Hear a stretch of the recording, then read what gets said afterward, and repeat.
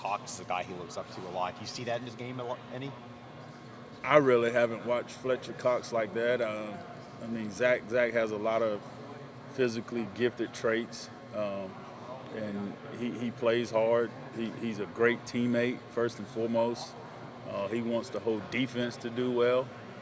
So I think that he has the right stuff about him when it comes to being the total player, just being a great teammate first, and then you do that, and I think the success will come when you do put the team first.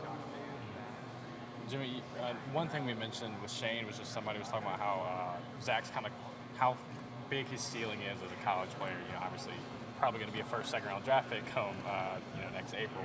But what do you think his potential is coming into this season? I know you mentioned he's got a lot of it, but what are your expectations from him? My expectations, first and foremost, is for Zach to be a great teammate and set the standard for how we want to play by the way he practices, by the way he pays attention in meetings, asking questions, the way he prepares.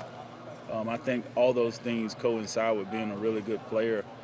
Obviously, he's really gifted, and the sky's the limit for him. But I think because he does those little things that don't show up in a stat book, being a great teammate, the way he prepares, the way he takes care of his body, the way he takes care of his recovery, and all those things, and the way he's accountable. He does everything we ask him to do. Yeah. I think that just adds to it, and you pull for a guy like that to be really successful. Shane was talking about how somebody on the offensive side, Javon Gwynn, had just about as perfect as a summer as you could have. Was there anybody on the defense that you noticed, or in your group that you noticed, that had just about a perfect summer? I think for the most part, from the conversations we have with our strength staff, I think especially our older guys, our guys did a really good job. Being where they're supposed to be, doing what they're supposed to do, giving great effort, and that's all we can ask for as coaches. And then one more. I know the offense has got a lot of buzz.